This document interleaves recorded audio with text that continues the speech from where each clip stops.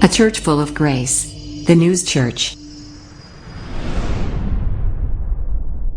네, 아주 반갑습니다. 우리 사회적 거리두기로 몸은 멀어져도 마음만 멀어질 수 없죠. 서로 이렇게 축복하며 인사 나누기로 합니다. 가장 큰 축복은요, 평안입니다. 평안. 우리 그리스도 이름으로 평안입니다. 평안하세요. 예, 서로 앞뒤 인사하기 바랍니다. 예, 오늘 하나님께서 주신 말씀은 제목이 성공의 비결이라는 말씀을 주셨어요. 우리가 성공의 비결입니다. 성공하는 비결이 아니라 성공의 비결. 예, 같은 말이기는 해도요. 자, 우리가 삶을 살면서 정말로 성공하고 싶지요. 실패하고 싶은 사람은 없을 겁니다. 그러면 오늘 말씀에서 성공이 바로 어떠한 성공을 하나님께서 원하시며 또 하나님께서 어떠한 성공으로 우리에게 이루어 주실지를 우리가 이 시간을 정말로 은혜로 잘 듣고 모두 다 성공하는 삶이 되게 그리스도 예수님 이름으로 축복합니다. 구약시대 때 하나님은 애굽에서 종살이하던 그 이스라엘 백성들을 불쌍히 여겨서 모세를 통하여 출애굽을 시키셨죠. 그리고 나서 40년 동안 광야 생활을 지나서 바로 그 약속의 땅 가나안을 건너기 바로 목전 앞에 두게 되었습니다. 근데 모세가 나이가 들어서 쇠약해졌어요. 그래서 120세에 하나님께서 데려가시고 모세 대신 바로 그 모세의 뒤를 이을 새로운 지도자로 여호수아를 세워주셨습니다. 여호수아의 진두지휘로 가나안 땅을 점령한 후에 자신의 사명이 다 마쳐진 무렵 이 여호수아도 죽음을 앞두고 모든 이스라엘 민족들에게 작별 인사를 하려 다 불러 모읍니다. 그 내용이 23장, 24장 이 두 장에 걸쳐서 성경에 나와 있어요. 근데 23장은 바로 그 고별사의 첫 번째 연설이 되고요. 24장은 그 두 번째 연설이 됩니다. 그래서 오늘 은혜를 나눌 두 번째 내용인 24장에서요. 그 중에 14절, 15절 말씀이 바로 오늘 본문의 중요 구절이 되는 것이에요. 자, 이 고별사는 여호수아의 유언의 의미를 담아서 그가 이끌었던 그 이스라엘 민족들에게 선포를 합니다.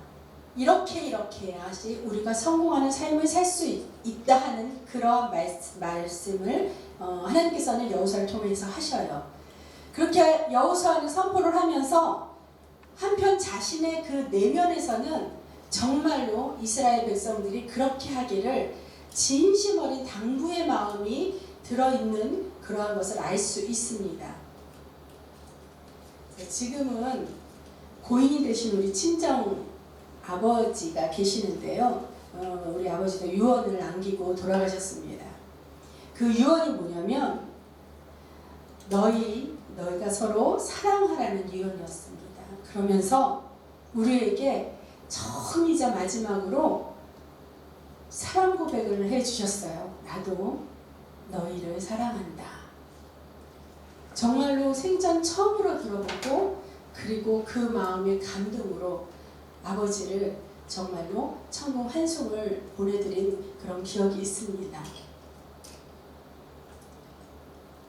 돌아가시기 전에 그 중환자실 침대에 누워 계신 그 아버지가 그때서 비로소 하나님의 사랑을 경험하였어요.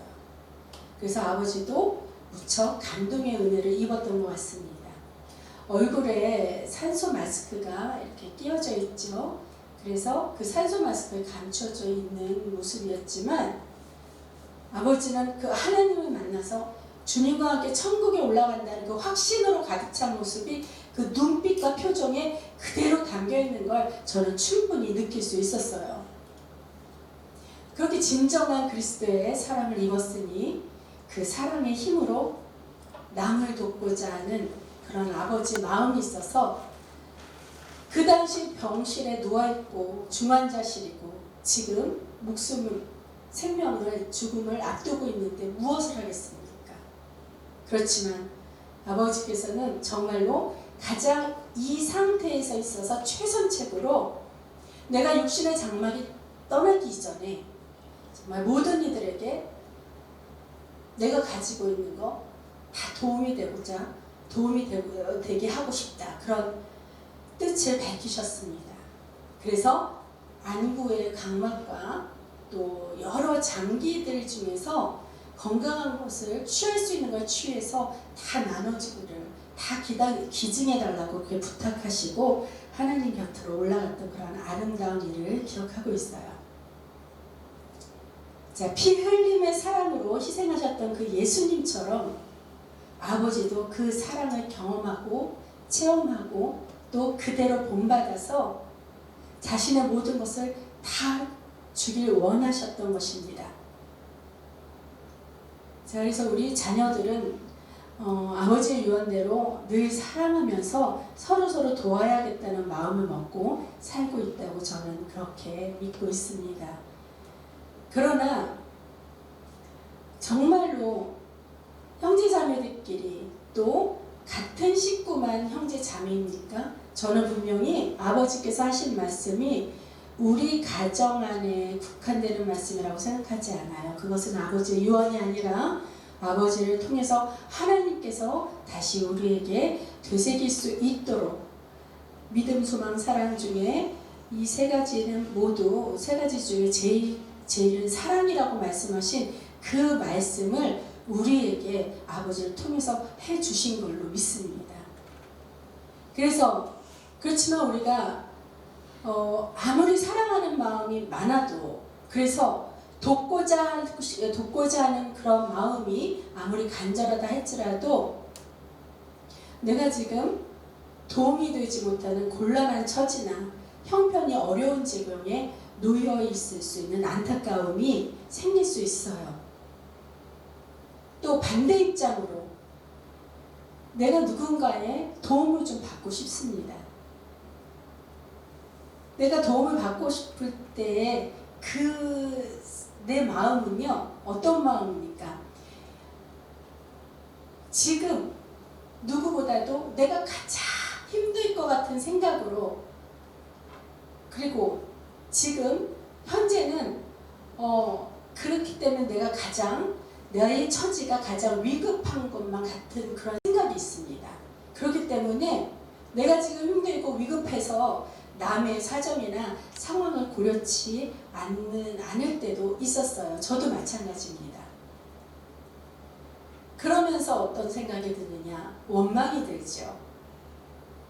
내가 이렇게 힘든데 왜 도와주지 못할까? 그러면서 무슨 믿는 신앙인으로서 그리스도의 사랑을 말할 수 있을까? 막 이러면서 원망을 하고, 저는 속으로 원망을 했지만 겉으로 그렇게 말한 적은 없습니다. 그렇지만 누가 그렇게 말한 거는 저는 들은 적은 있어요. 그래서 듣고 나니 왜 그렇게 사랑이 없어요? 사랑이 있다면 좀 도와줘야죠. 저는 안타깝죠. 얼마 전에 제 친구가 전화가 왔습니다. 정말 어렵게 무슨 법적인 문제가, 남편한테 사업을 하다가 법적인 문제가 걸려 있어서 그 변호사 비용이 급하게 필요하다고 저에게 정말로 어렵게 얘기를 꺼내면서 좀 빌려달라고 하는 말을 했어요. 그 친구가 그렇게 말할 친구가 아닌데 정말로 힘들었었던 것 같았고, 또 누구에게도 말 못한 그러한 심정으로 제게 말을 한 것을 저는 충분히 느껴졌습니다. 근데 아시다시피 지금 코로나로 인해서 우리 학원도 그렇고 또 여러 가지 형편과 사정이 저는 어려웠죠. 그래서 어떻게 하든지라도 해주고 싶었지만 정말로 해주지 못하는 안타까움이 많이 있었습니다. 근데 그 친구는 제가 정말 미안하다고 정말 미안하다, 내가 다른 때라도 한번 알아보겠다 하면서 했더니 오히려 그 친구는 저에게 더 미안해 하는 거예요. 내가 괜히 너에게 이런 얘기를 해서 이런 부탁을 해서 정말로 괜히 부담을 준 것 같다 오해하지 말아라. 나는 네가 이렇게 이 돈을 꾸어주지 않아도 나는 너의 친구의 관계가 깨어지는 걸 원치 않으니까 절대로 오해하지 말아라. 그러면서 막 서로가 서로의 마음을 헤아리는 그러한 경험을 얼마 전에 했었었는데요. 이것이 얼마나 아름답습니까? 근데 나만 생각해서 진짜 도와주지 못한다는 그런 말을 하면서 왜 그리스도의 사랑이 없느냐, 그러면서 무슨 사랑을 얘기하고 그러면서 네가 무슨 믿는 신앙이냐 하면서 상대에게 죄책감까지 들게 그렇게 하는 것은 참 안타까운 일이죠. 자, 서로 사랑하라는 말씀, 예수님께서 성경을 통해 하신 말씀인 거 여러분 다 이제 아십니다. 예수님의 사랑이 무엇입니까? 십자가의 사랑입니다. 그래서 예수님은 우리의 죄를 값없이 치러주신 거예요. 이러한 그리스도의 참사랑을 우리가 먼저 묵상을 해볼 때 결코 주님 앞에서는 그 누구도 죄책감을 주는 말과 행동을 피하여 조심해야 한다는 것입니다. 그런 섬세한 마음의 배려야말로 정말 아버지 하나님의 사랑이고 진정한 그리스도의 희생인 줄 압니다. 자, 그럼 본론으로 돌아가서 우리 성경을 한번 볼게요. 성경을 보면 여호수아도 마지막 유언으로 이렇게 남긴 고별사를 통해 우리가 깨달아야 할 점 대략 3가지만 한번 은혜를 나누도록 한번 해보겠습니다. 첫째는 하나님이 이스라엘 백성에게 원하시는 것이 무엇인가? 둘째, 하나님이 원하시는 뜻대로 살려면 어떻게 하며? 셋째, 하나님 뜻대로 살았던 여호수아가 말하는 그 성공의 비결은 무엇인가? 바로 이것을 알아볼 것입니다. 오늘 나누는 말씀이 여호수아와 이스라엘을 통해서 저와 여러분에게 향하신 하나님의 말씀으로 깨달음을 찾을 수 있도록 지혜를 달라는 그러한 간절한 마음으로 잘 경청하여 듣는 저와 여러분의 귀한 시간 되길 축원합니다. 자, 1절에 보면요, 여호수아는 이스라엘 모든 지파를 한 자리에 다 불러들여 연설하기 시작합니다. 그 연설의 서두는 여호와 하나님께서 우리 이스라엘 민족에게 베푸셨던 그 놀라운 축복을 다시 한번 회고하고 상기해 보면서 하나님의 역사하신 일들을 통해 부어주신 그 은혜에 대해서 우리가 다시 한번 감사하자, 이런 취지였습니다. 그래서 24장 그 2절부터 그 이후에 감사 내용을 보면요, 2절부터 보면 우리가 잘 알고 있는 그 믿음의 조상 아브라함에 대한 그 얘기인데요. 하나님은 아브라함을 통해 반드시 복 주시라는 언약을 해주시고 그를 복의 근원으로 삼아주심으로 시작하여서 또 그 이후부터 쭉 계속해서 13절까지는 이스라엘 백성의 구원을 위해 여러 가지 상황 속에서도 도우시고 베풀어 주신 여호와 하나님의 은혜에 대해 열변하고 있는 내용이 꼼꼼하게 잘 기록되어 있습니다. 자, 아브라함이라는 이름은요, 원래는 아브람이라는 이름이었죠. 그러니까 아브람, 육적인 그 아브람, 그냥 육의 아버지인 그 아브라함일 때 그의 아버지 데라는 우상이 만연한 곳에 살면서 다른 신들을 섬기고 있었습니다. 그럼에도 불구하고 하나님은 아브람을 선택하셔서 아브람을 아브라함으로 바꾸시고 변화시켜서 축복의 도구로 사용하신 것입니다. 하나님은 거룩하시지만 아브람처럼 우상이 만연했던 그 악한 환경 속에서도 아브라함을 선택하시고 사용하시는 것을 볼 때 하나님의 그 너그러운 자비하심과 사랑을 느낄 수 있고요. 하나님 사랑의 그 주권으로 얼마든지 사람을 변화시켜서 주님의 뜻에 따라 사용할 수 있는 것을 우리는 깨달을 수 있을 것입니다. 저와 여러분도 아브라함처럼 변화되어 축복의 도구로 다 쓰임받길 소망하며 기도합니다.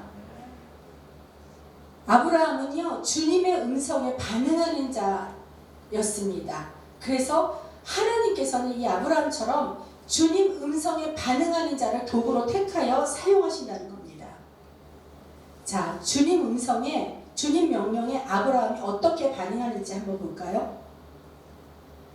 하나님은 아브라함에게 너희 고향과 친척과 아버지의 집을 떠나 내가 네게 보여줄 땅으로 가라 이렇게 명하셨어요. 그때 아브라함은 여호와의 말씀을 따라 갔다고 했습니다. 그래서 하나님은 그에게 가나안 온 땅을 두루 행하게 하고 그의 씨를 번성하게 하여 아브라함과 이삭과 야곱의 하나님으로 대대로 복을 주시겠다고 하셨고 그 약속대로 지금까지 이루어 주신 줄로 믿습니다. 이 약속의 말씀은 창세기 12장에 있습니다. 그리고 약속을 이루어 주신 말씀이 바로 이 본문 24장 2절부터 그 은혜를 회고하게 하는 그러한 내용부터 있다는 거예요. 자, 아브라함이 주님의 명령에 아멘 하고 그런 반응을 했기 때문에 그 약속을 대대로 이루어 주신 놀라운 축복이 우리에게까지 미칠 수 있었다는 것입니다. 이와 같이 하나님이 원하시는 것은 무엇입니까? 첫째, 아브라함과 같은 순종입니다. 하나님은 지금 죄로부터 갇혀있는 우리를 탓하는 게 아니에요. 그리고 질책하는 것이 아닙니다. 오히려 어떻게 하나님께서는 우리를 불쌍히 여기셔서 그 죄로부터 해방시켜서 자유의 몸으로 변화시켜 주시길 아주 간절히 하나님께서 원하시고 계신다는 걸 우리 알아야 됩니다. 그러므로 환경과 관습대로 이어왔던 우리가 그런 우상숭배를 버리고 죄로부터 멀리 떠나라고 하나님은 그렇게 명하셨던 것입니다. 또한 명하신 대로 즉시 순종하는 아브라함을 주님께서 기뻐하셨던 거예요. 그러나 이런 아브라함에게도 하나님께서 시험을 주셨죠. 아브라함이 100세 때 그 간신히 얻은 귀한 아들을 제물로 바치라는 겁니다. 아니, 주실 때는 언제고 이제 가져가시겠다는 것 또 뭡니까? 왜 이렇게 힘들게 얻은 하나밖에 없는 아들을 왜 내게 바치라고 아버지 그렇게 원하시는 뜻이 무엇입니까? 만일 저라면 이렇게 원망했을 수도 있겠어요. 아니면 이런 생각들로 아마 합리화시킬 수 있었을지도 모르겠습니다. 뭐냐면 하나님은 하나님이니까 하나님의 독생자 아들을 내놓으실 수 있지 내놓으실 수 있겠지만 난 다르지 않는가? 나는 하나님이 아니고 사람이니까 난 그렇게 못할 수밖에 없는 거야. 이러면서 합리화를 하는 거죠. 자, 어찌 보면 설득력 있는 말처럼 들릴지 모릅니다. 그러나 이것은 분명 잘못된 생각이라는 거 우리가 알고 있겠지요. 자, 생각해 봅니다. 능력을 행하는 면에서는 전능자와 사람이 물론 전혀 다릅니다. 그러나 마음까지 다르다는 건 아니에요. 아무리 능력 있는 그 전능자이신 하나님일지라도 그 마음은 무능력하고 연약한 저 같은 사람이나 여러분과 하나님의 마음이나 다 똑같지 않겠습니까? 아들을 죽음 앞에 내놓은 아버지의 마음만 놓고 본다면요, 어찌 그 사람의 마음만 그 아픔이 절실하고 하나님의 마음은 아무렇지도 않게 괜찮을 수 있겠습니까? 오히려 하나님의 마음이 더 아플 수 있다는 거예요. 왜냐하면 우리 사람을 하나님이 직접 만들어주신 하나님의 작품이기 때문에 그 사랑하는 마음이 더 극진할 것이라는 겁니다. 그런 하나님의 작품인 바로 그게 우리의 육신인데, 그런 육신을 입고 예수님께서 이 땅에 오셨고 더구나 하나밖에 없는 그 독생자를 우리를 위해 십자가에 내어주심이 그 얼마나 마음이 무겁고 힘들고 아팠겠습니까? 부모의 마음을 헤아리는 자식이 성숙한 자녀이듯이 우리도 하나님의 마음을 헤아리는 그런 주님의 성숙한 자녀 되길 바랍니다.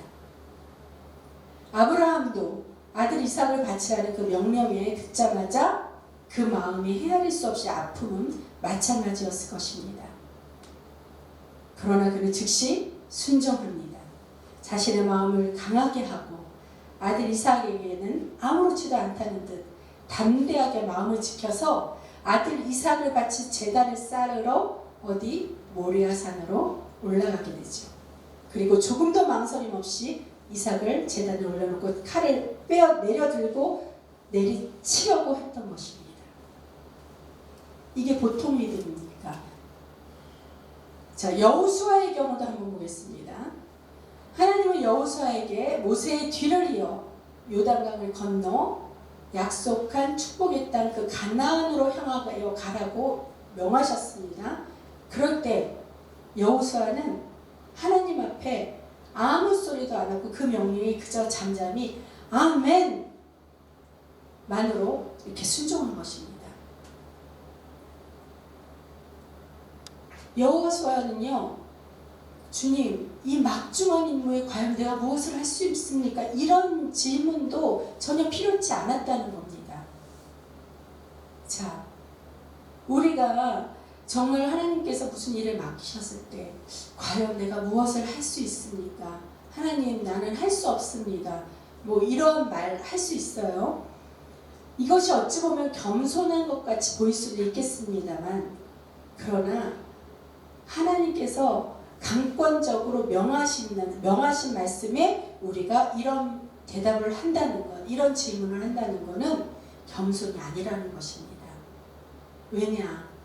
하나님이 명하실 때는 도와주신다는 것까지 약속을 해주시고 도우실 것이라는 확신까지, 하나님께서는 그 도우시는 능력까지 주시는데 우리는 하나님의 도우시는 능력을 믿지 못한다는 그러한 불순종이기 때문입니다.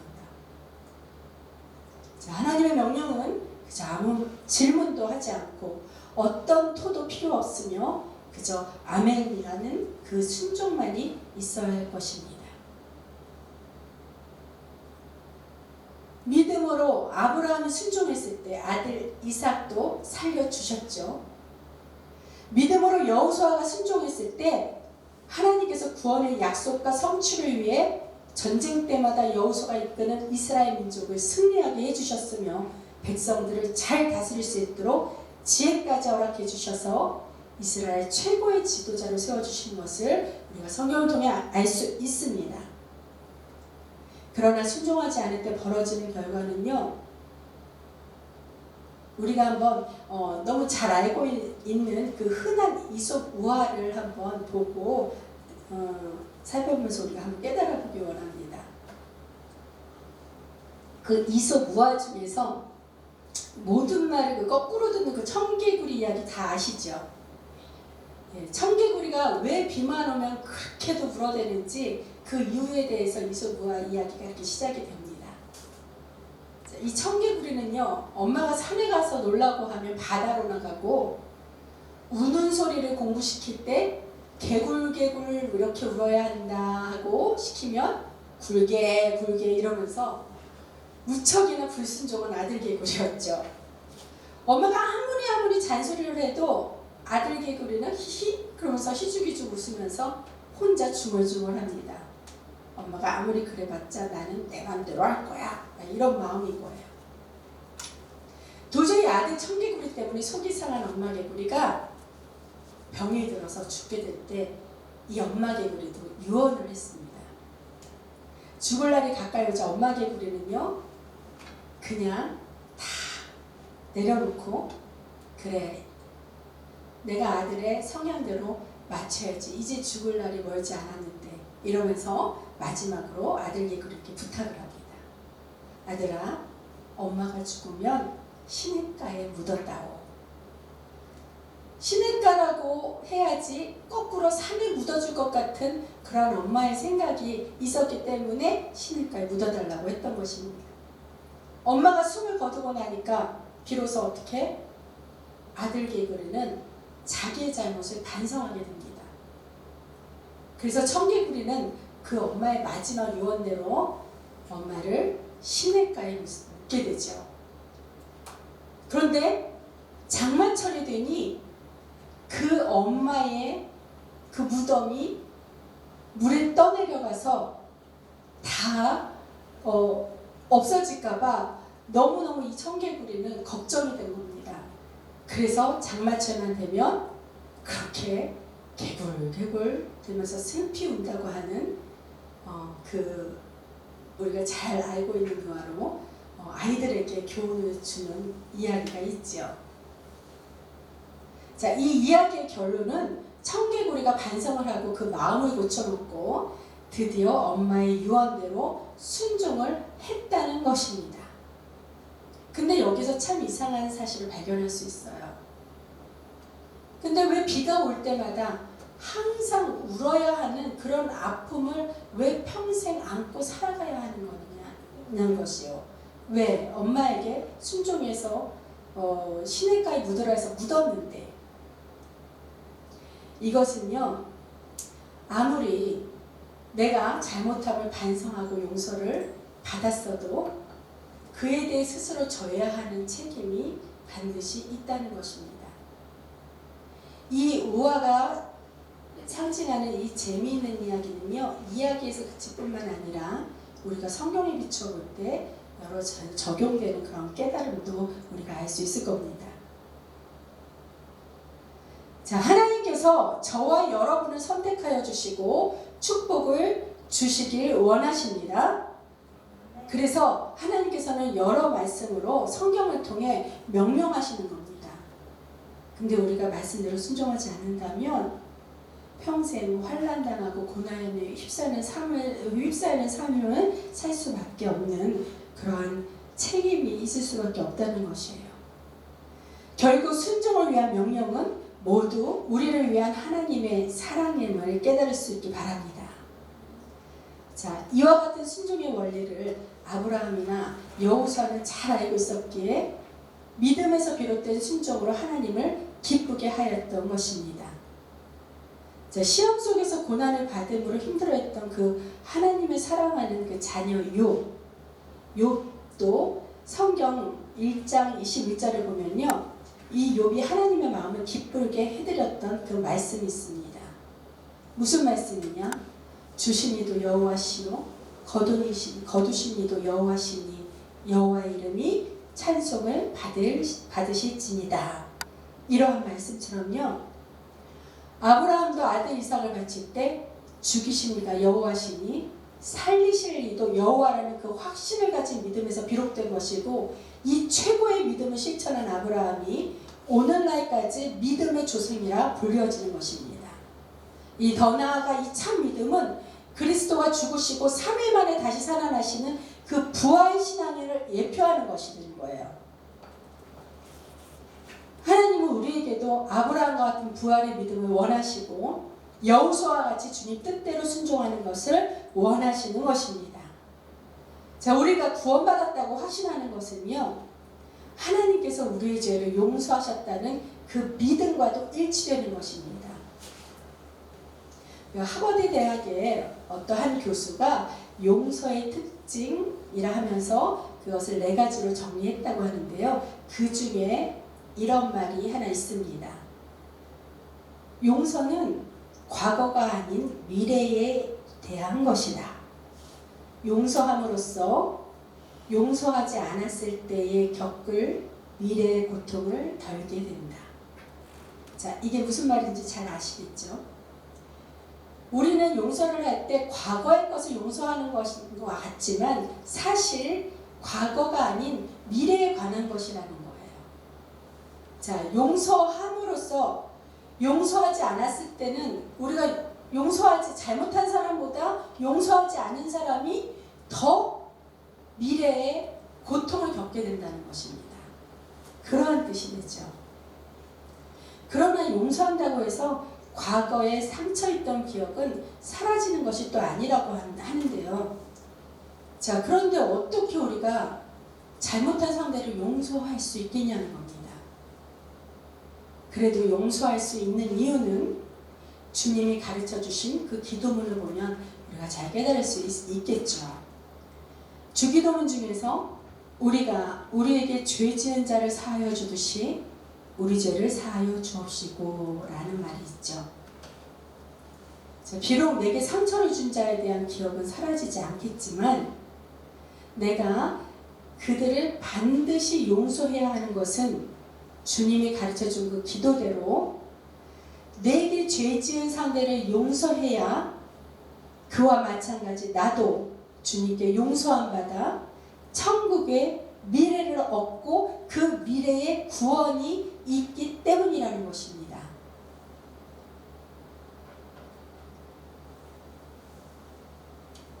나의 믿음 덕분에 다른 사람이 은혜를 받게 하는 것이 바로 그리스도의 사랑이고 그것이 마땅하다는 것이에요.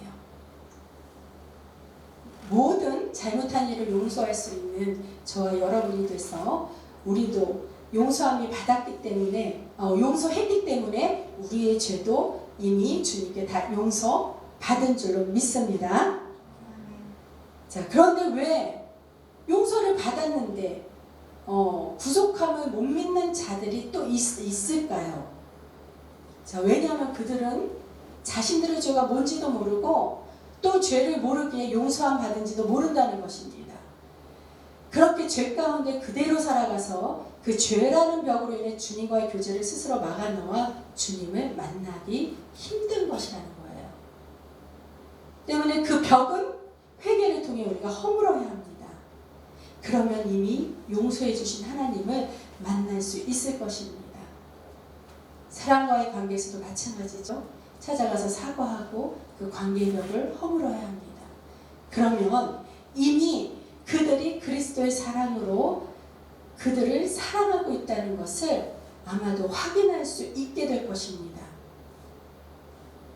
하나님은 늘 올곧게 살아가는 이들을 감싸주시고 방패가 되어주셔 보호해주시고 곱고 바른 길을 따라 살려고 애쓰는 이들을 지켜주신다고 잠언 2장 7절에서 8절을 통해 말씀하셨습니다. 그리고 고린도전서 4장 14절에는요. 내가 이것을 쓰는 것은 여러분을 부끄럽게 하려는 것이 아니라 내 사랑하는 자녀처럼 훈계하려는 것입니다. 라고 기록되어 있습니다. 자, 말씀대로 하나님은 저와 여러분을 사랑하십니다. 아멘. 하나님은 사랑이시지만 또 공의로운 분이시기도 합니다. 우리의 연약함은 하나님께서 사랑으로 감싸주시지만 하나님께 대한 대적함은 진노와 심판만이 있을 뿐이라고 여호수아 23장 15절에 말씀이 있습니다. 하나님의 사랑을 믿으십시오. 하나님의 사랑을 믿기 시작하면 나에게도 하나님 사랑이 마음에서 솟구칠 것입니다. 자, 남녀가 서로 사랑하여 결혼하는 것은 그 믿음을 바탕으로 서로 신뢰해야 하고 그러한 결혼이야말로 계속하여 건강한 가정을 이룰 수 있게 되는 것이지요. 자, 성경에서 그리스도를 신랑으로 비유하여 우리 자녀들을 신부로 비유한 것처럼 그리스도 예수를 사랑하고 믿고 그 확신할 수 있는 그 신앙이야말로 하나님 기뻐하시는 천국의 삶을 영위할 수 있다는 것입니다. 자, 예수님께서도요 공생의 기간 동안 병자를 고치실 때 바로 이 믿음을 중시하셨던 걸 볼 수 있어요. 자, 예수님께서 중풍병자를 고치실 때 다 고치시고 어떻게 말씀하셨냐면 안심하라 내 죄사함을 받았다라고 말씀하셨어요. 내 병이 다 나았다라고 하셨다는 게 아니랍니다. 또 12일 동안 혈루증을 앓던 그 여인이 예수님의 옷자락을 만졌을 때 어떻게 예수님께서는 그 여인의 간절한 믿음을 보시고 병을 고쳐주셨습니다. 그리고 내 병이 다 나았다라고 하신 것이 아니라 마찬가지로 딸아 안심하라 내 믿음이 너를 구원하였다 라고 이렇게 말씀하신 것입니다. 자, 이런 병고침이 우리는 기적이라 하고 또 우리의 관심은 병자가 병을 낫는 데에만 초점이 있을 수 있죠. 자, 우리도 그래요. 하나님께서 나의 병을 낫게 해주셨기 때문에 또 나의 가난함을 면하여 부자로 만들어 주셨기 때문에 내가 하나님을 섬기고 사랑할 수 있고 이런 것은요 아주 얕은 수준입니다. 얕은 수준의 신앙이고요. 그리고 그 신앙은 그저 거기서 그치고 마는 것이 됩니다. 그러나 예수님은 우리의 관점에서 우리처럼 그 생각하거나 우리의 관점에서 말씀하시질 않았어요.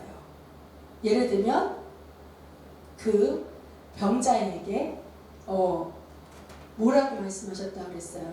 안심하라, 내 죄사함을 받았다. 또 따라 안심하라, 내 믿음이 너를 구원하였다. 이렇게 말씀하셨다고 했잖아요. 그러기에 예수님의 병고침은 그 병을 낫게만 해주셨던 그 수준의 얕은 그 수준 안에서 은혜가 아니라 죄사함을 받고 구원함에 이르는 그 권세와 능력까지 베푸셨던 축복임을 우리가 깨닫고 진정 감사해야 하는 줄로 압니다. 자, 예수님밖에 자신의 병을 낫게 할 자가 없다고 그 믿음으로 간절히 구하는 자에게 예수님은 그들의 병고침뿐만 아니라 죄사함으로 구원해 주시는 권세가 있으심을 아버지께서 예수님을 통해 스스로 나타나신 것입니다. 그래서 내 죄사함을 받았다. 내 믿음이 너를 구원하였다 라고 말씀하였던 것이라는 거예요. 자, 다시 말해서 하나님은 우리가 이 세상에서 삶을 좀 더 편리하거나 윤택하게 살기 위해 우리에게 튼튼한 건강과 또 넉넉한 물질과 또 오랜 시간을 허락하시는 그런 차원에서 머무신다는 것이 아닙니다. 물론 그 은혜도 주시지만 영원한 우리의 생명을 허락하신 그 영생에 관한 것, 아주 매우 고차원적인 축복이 되는 거죠. 이 축복을 우리에게 부어주신다는 것입니다. 그러므로 구원받은 자는 구원의 확신만 가진다면요, 우리가 나약한 병도 그리고 가난도 결코 두려울 것이 없다는 것입니다. 두려워하지 않아도 된다는 거예요. 구원받은 저나 여러분은요, 여러분에게 마음을 강하게 지켜주시고 모든 필요한 것과 쓸 것을 다 공급해 주시는 그 은혜가 바로 주님으로부터 오는 것임을 우리가 믿음으로 믿기 때문입니다. 신명기 29장 5절을 보면요, 출애굽하여 주님께서 인도하신 광야의 삶은 신도 닳지 않고 옷도 헤어지지 않는 은혜 속에서 생활하였다, 이렇게 기록되어 있어요. 자, 이스라엘 백성들이 간혹 때때로 하나님의 원망을 실망시킬 때도 있었지만 이들의 내면에서는요, 여호와의 도우심 없이는 결코 살 수 없다는 것을 알고 그렇게 믿음이 바탕이 되었기 때문입니다. 저와 여러분도 구원함을 확신하고 주님의 인도함을 받는 하나님의 자녀된 자격으로 무엇이든 믿고 구하면 다 얻은 줄로 믿으시길 축복합니다. 자, 그러므로 내가 너에게 말하노니 무엇이든지 기도하고 구하는 것은 받은 줄로 믿으라. 그리하면 너에게 그대로 되니라. 마가복음 11장 24절입니다. 자, 그러면 성공의 마지막 비결은 무엇일까요? 이 구원의 믿음을 가지고 다시 오실 그리스도 예수님을 기다리는 것입니다. 그리고 기다릴 동안 주의 일에 힘써야 하는 것입니다. 예수님께서 곧 우리 곁에 재림하시겠다고 약속을 하셨습니다. 믿으시길 바랍니다. 다시 오시면 신랑 되신 예수님께서 신부된 저와 여러분의 손을 잡고 천국 잔치를 위해 아버지 곁으로 인도하실 것입니다. 그때를 위해 우리는 신부된 정결한 모습으로 예수님 맞이할 준비를 해야 하는 것입니다. 자, 유대 민족의 혼인 과정을 알아보면요, 재림 때 상황에 대해 더욱 이해가 갈 것입니다. 재밌어요. 한번 들어보세요. 자, 유대인들은요, 신랑이 그 마음에 드는 신부가 보여서 그 신부를 딱 택할 때 반드시 약혼식을 거행한다고 합니다. 우리나라는 약혼식 생략하는 게 많잖아요. 근데 이 유대 사람은 반드시 약혼식에 그 절차가 있어야 된다고 해요. 이 약혼식 때 자신을 신랑으로 받아들일 것인지 아닌지 그 의미로 신랑이 포도주 잔을 신부에게 이렇게 권한다고 해요.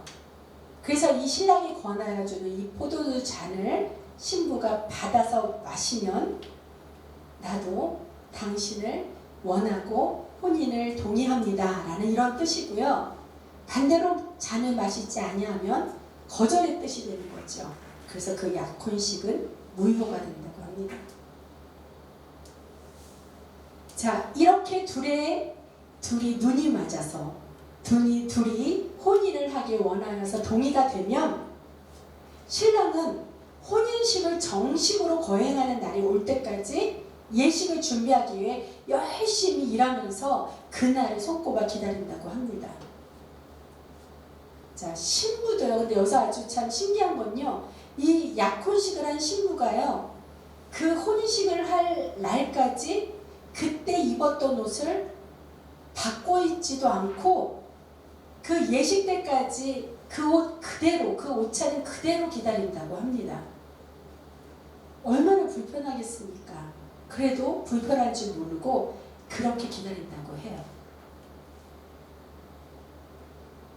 그런데 그 혼인하는 그 날이 언제냐?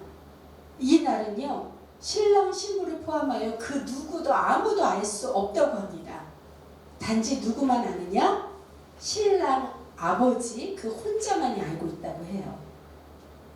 그 날은 신랑의 아버지가 바로 정해주는 날이고 신랑의 아버지는 정한 날까지 비밀로 아무에게도 알려주고 있지 않고 있다가 바로 혼인식 하는 그 당일날 그 시각이 되는 날에 이때다 하고 이렇게 외칠 때 신랑이 신부의 집으로 혼례를 치르기 위해 간다고 합니다. 이 시각은요, 꼭 날이 밝을 때가 아닐 수도 있대요. 어두운 저녁이나 밤이 될 수도 있고 또 한밤중에 자다가 일부러 깨워서 일어나야 하는 그런 새벽이 될 수도 있다고 합니다. 예식에 참여하는 자는 신랑 신부 가족뿐만 아니라 친구나 하객들도 있기 때문에 이들도 역시 항상 깨워서 준비하고 있다가 신랑이나 신부처럼 갑자기 참여해야 한다는 것이에요. 이 타이밍을 놓치면 그 혼인식의 기쁨의 자리에 들어가지 못한다고 합니다. 왜냐하면 그 시간이 되면은 다 들어간 후에 그분을 걸어 잠그고 안에 있는 사람들끼리 혼인 잔치를 즐기기 때문이라고 합니다. 자, 이런 유대민족의 혼인식을 보면요, 예수님께서 다시 오실 그 재림도 이렇게 성경을 통해 말씀하셨어요. 마태복음 24장 36절에서 44절인데요. 좀 길죠. 그래도 한번 들어보세요. 자, 그러나 그 날과 그때는 아무도 모르나니 하늘의 천사들도 아들도 모르고 오직 아버지만 아시느니라. 노아의 때와 같이 인자의 임함도 그러하리라. 홍수전에 노아가 방주에 들어가던 날까지 사람들이 먹고 마시고 장가들고 시집가고 있으면서 홍수가 나서 그들을 다 멸하기까지 깨닫지 못하였으니 인자의 임함도 이와 같으리라. 40절 그때 두 사람이 밭에 있음에 한 사람은 데려가고 한 사람은 버려둠을 당할 것이요 두 여자가 맷돌질을 하고 있음에 한 사람은 데려가고 한 사람은 버려둠을 당할 것이니라. 그러므로 깨어있으라. 어느 날에 너희 주가 임할는지 너희가 알지 못하느니라. 너희도 아는 바니 만일 집주인이 도둑이 어느 시각에 올 줄을 알았더라면 깨어있어 그 집을 뚫지 못하게 하였으리라.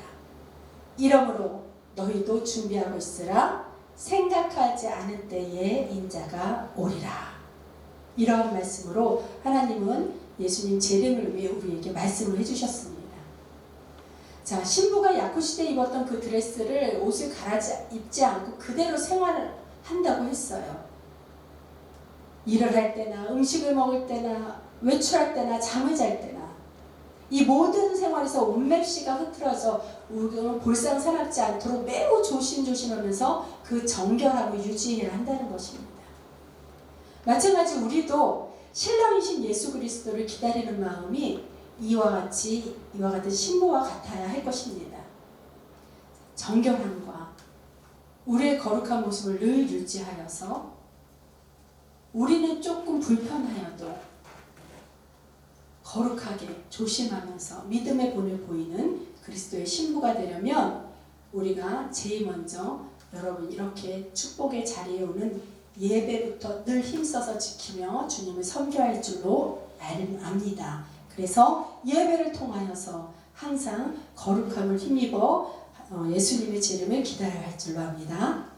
자, 세상에서 사는 중에 예배 시간마다 그 자리를 지키면서 성전을 찾는 일이 우리가 매우 불편할 수도 있고 번거로울 수도 있겠습니다.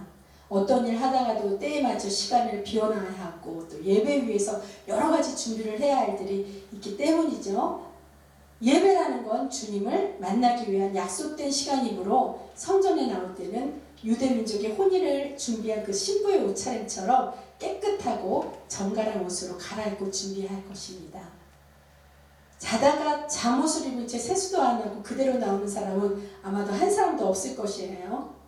자, 주의 날에 주님 만나는 그 설렘으로 깨끗하게 목욕 단장하고 내가 가진 것 중에서 제일 좋은 옷, 제일 좋은 신발로 골라서 준비할 때 하나님은 우리 마음의 중심을 받고 기뻐하시는 것입니다.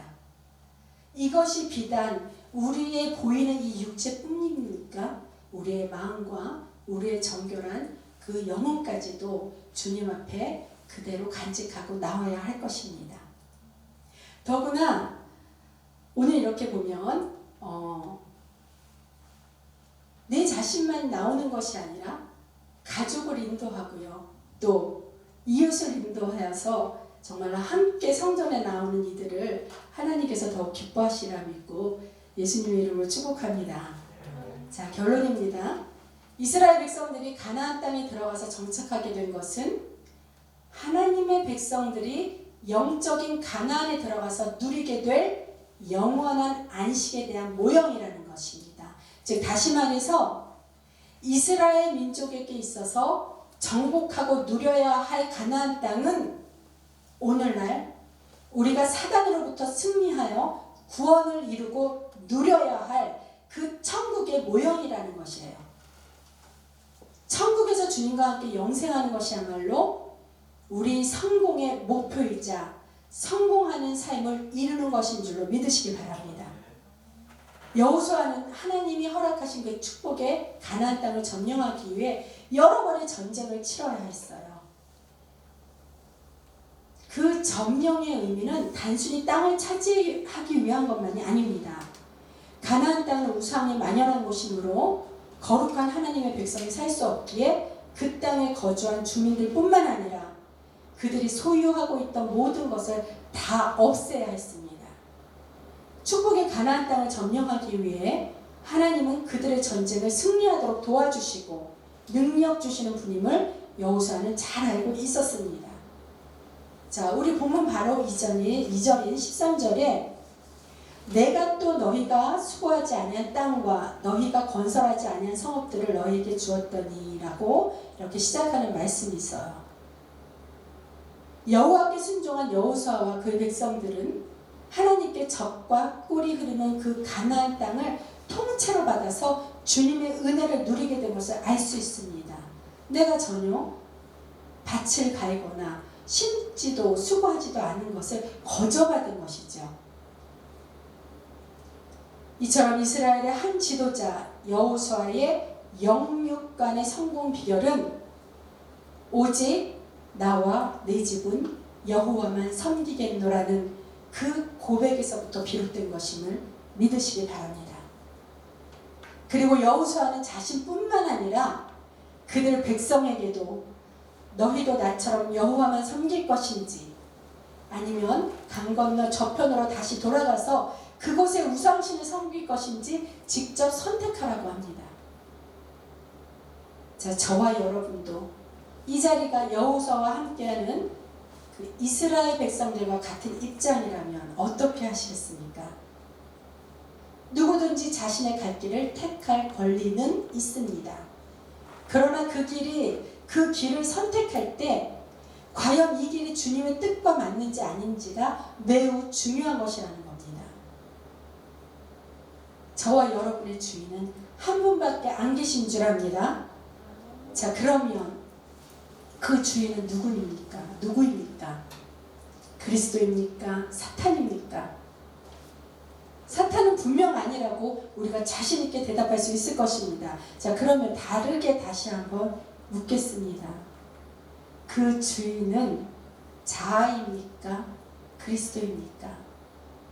그리스도. 아멘. 저와 여러분도 여호수아의 결단대로 행하였던 오직 그 길로만 선택하여 살아가길 간절히 축원합니다.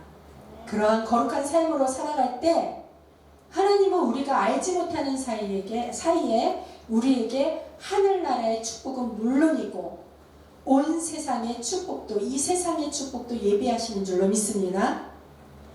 오직 나와 내 집은 여호와만 섬기겠노라는 그 결단만이 성공의 비결임을 믿고 말씀대로 순종하여 믿음대로 이루어지는 저와 여러분들께 그리스도 예수님 이름으로 축복합니다. 기도하시겠습니다.